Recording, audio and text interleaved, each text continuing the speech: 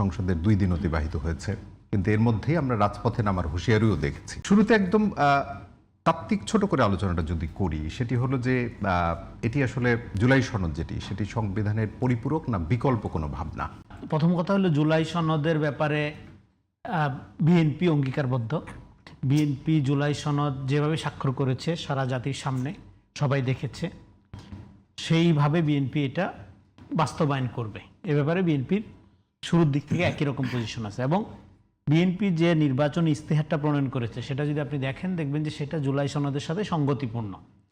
তো সেদিক থেকে কনফিউশনটা কোথায়? কনফিউশনটা হলো যে জুলাই সনদের আলোকে যে গণভোটটা অনুষ্ঠিত হলো, সেই গণভোটটাকে আমি শুরু থেকে বলছিলাম এটা গণ অভ্যুত্থান বিরোধী, কিন্তু আমি বললেই তো হবে না, বিএনপি গণভোটে রাজি হয়ে গেছে, আখ্যায়িত করা হয় কিন্তু আমি আপনার কথা খাটেনি, আমার কথা বিএনপিতে শুনলো না, তাহলে কেমন দালাল হইলাম আমি? হ্যাঁ, আমার দালালে তো কথাটা শোনা দরকার ছিল, তাহলে আজকে এই জটিলতা হয়ে গেছে কেন? আপনি তো আগেই রাজনৈতিক দলগুলো যারা স্বাক্ষর করলো জুলাই সনদে, এবং যেটা সরকার কর্তৃক আপনার প্রকাশিত হলো, প্রচারিত হলো, আমিও অতিথি ছিলাম সেখানে, আমাকেও আমন্ত্রণ জানিয়েছিল অন্তর্বর্তী সরকার। তো সেখানে প্রিন্স ভাইদের দল সহ আর অনেক দলই সেখানে, তো এবং তার ভিতর থেকে একটা দল তো আপনার আজকে নির্বাচিত হলো, তাই না? ভিন্ন কোনো দল তো নির্বাচিত হয়নি, তার মানে তারা তো অলরেডি জাতির কাছে অঙ্গীকারবদ্ধ। তো যে জিনিসটার ব্যাপারে অলরেডি ওয়াদাবদ্ধ, সেইটা আবার গণভোটে নেওয়াটা অদরকারি। গণভোটে তারপরেও যেতে পারে, সেটা যেতে পারে কিভাবে? যেতে পারে থ্রু দ্য পার্লামেন্ট।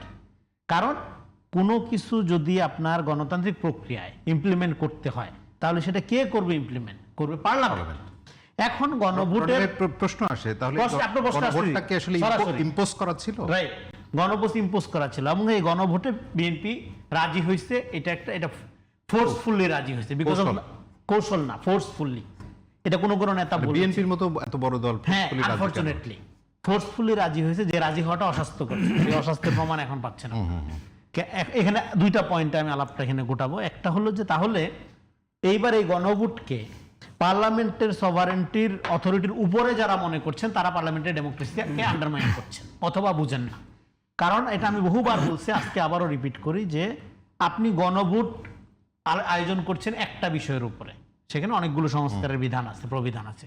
আর পার্লামেন্টের একজন সদস্যকে জনগণ নির্বাচিত করে সমস্ত বিষয়ে আইন করার এখতিয়ার দিয়ে, তাহলে পার্লামেন্টের এখতিয়ার সুপ্রিম না একটা গণভোটের, একটা প্রভিশনের এখতিয়ার সুপ্রিম? এইটা আপনি চিন্তা করেন কিভাবে? প্রথম কথা হলো, তাহলে আপনি পার্লামেন্টের ডেমোক্রেসির আদব বুঝেন না। তারপরেও গণভোটের এই ফলাফলকে অ্যাকচুয়ালাইজ করতে পারে, সেটা কে করবে? পার্লামেন্ট।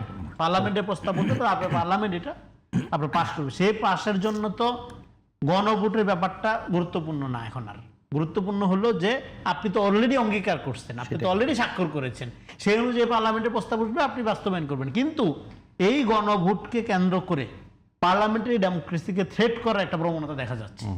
তাহলে তার মানে 68% মানুষ, আবার এর মানুষের কি হবে? হ্যাঁ, 68% মানুষ না, 1000% লোক, 100% লোকও যদি এখানে সম্মতি দেয়, কিন্তু এই বিষয়টা যদি পরবর্তী সময়ে দেখা যায় যে গণতন্ত্রকে ব্যাহত করবে, এটা মানার কোনো দরকার নাই। এটা পরিষ্কার করে বিএনপি বলতে পারবে। অবশ্যই বিএনপির বলা উচিত, না বললে বিএনপি কিসের ডেমোক্রেটিক দল? কারণ জনগণ যে তাকে টু থার্ড মেজরিটি দিল, কিসের জন্য দিছে? গণতন্ত্র প্রোটেক্ট করার জন্য, গণতন্ত্র রক্ষা করার জন্য, কোন রকম কোন আলট্রা ফেসিস্ট দাবি দেওয়া মানার জন্য না।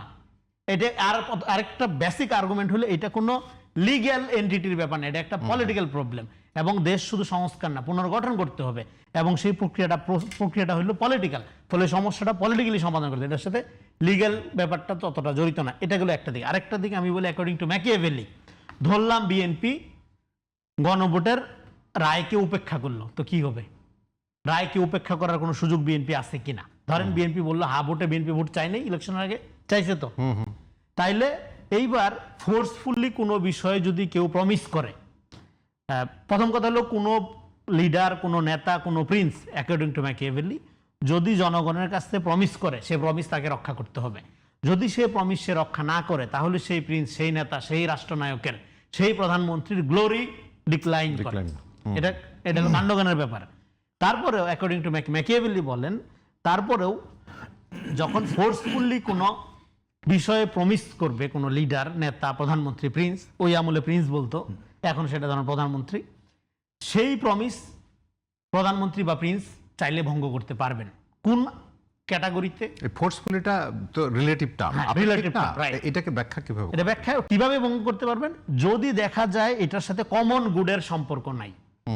ধরেন আমি ওয়াদা করলাম যে ভাই আপনাকে আমি 500 কেজি খেজুর খাওয়াবো, কিন্তু দেখা গেল আপনিও খুশি হয়ে আমার সাথে আসলেন, পরে দেখা গেল খেজুর খাওয়ার কন্ডিশন আপনার শরীরে নাই, খাইলে আপনার ক্ষতি হবে, তখন বলবো যে ভাই আপনার আমি খেজুর খাওয়াবো না, আমি যতই ওয়াদা করে থাকি আপনার ক্ষতি হবে, এই জন্য আমি ওয়াদা ভঙ্গ করব।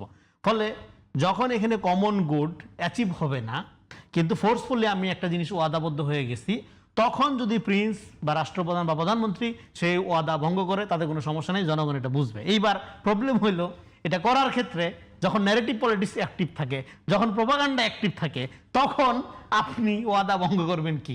আপনি এটা নিয়ে ক্রিটিক্যাল অবজারভেশন দিলেই আপনি জুলাই বিরোধী, আপনি চেতনা, আপনার নামে 1000 ফটো কাট পিস বক্তব্য প্রডিউস করা হবে। শোনেন, সংবিধান সংস্কার করে ফ্যাসিবাদ কায়েম করা সম্ভব। উদাহরণ হাসিনা সংবিধান সংস্কার করার মধ্য দিয়েই ফ্যাসিবাদ কায়েম করেছিল। ফলে সংস্কার হয়ে গেলেই দেশ সোনায় সোহাগা হয়ে যাবে, এটা মনে করার কোনো কারণ নাই। এই পয়েন্ট শেষ করে এটা দিয়ে তাহলে আমরা কি দেখব? সংস্কার গুরুত্বপূর্ণ না, গুরুত্বপূর্ণ হলো সংস্কারের মোটিভ। আপনি যদি সংস্কার বলে চিৎকার করেন, তাতেই বাংলাদেশের মানুষের ভাগ্যের পরিবর্তন হয়ে যাবে না। বুঝতে হবে এই সংস্কার বাংলাদেশের জনগণের ভাগ্যে কি নিয়ে আসবে। কারণ হলো সংবিধান সংস্কার বলেন বা, কারণ জুলাই সনদের সাথে সংবিধান সংস্কার পরিষদের প্রশ্নটাও জড়িত যেহেতু, ফলে এটা গুরুত্বপূর্ণ আলোচনা। সংবিধান সংস্কারের সাথে জাতীয় চরিত্র বিনির্মাণের, আগামী দিনের চরিত্র গঠনের একটা প্রশ্ন আছে।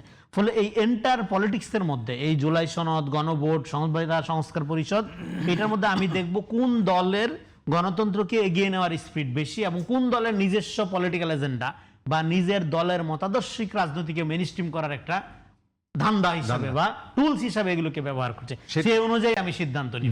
ফলে এই ক্ষেত্রে বিএনপির একটা লিবারাল ডেমোক্রেটিক পার্টি হিসাবে কোন রকম কোনো পপুলিজম, কোন রকম কোনো হাইপ এগুলোর উপর আপনার এগুলোতে ভরকে যাওয়ার কোনো সুযোগ নাই। এবং বরং যদি তারা এই ন্যারেটিভ পলিসি এটাই যদি হয় যে বিএনপি ওয়াদা ভঙ্গ করছে, আমি যেটা বললাম ওয়াদা ভঙ্গ করা এই ক্ষেত্রে জায়েজ হবে যদি গণতন্ত্রকে প্রাতিষ্ঠানিক রূপ দেওয়া, দেশ পুনর্গঠন করা, মানুষের অধিকার ফেরানো, এগুলোর স্বার্থে জুলাই সনদ বিষয়ক এই তাবিজের ওয়াদা ভঙ্গ করা যদি কমন গুডসের জন্য জরুরি হয়, এই ওয়াদা ভঙ্গে কোনো সমস্যা নেই, বিএনপি এটা করতে হবে।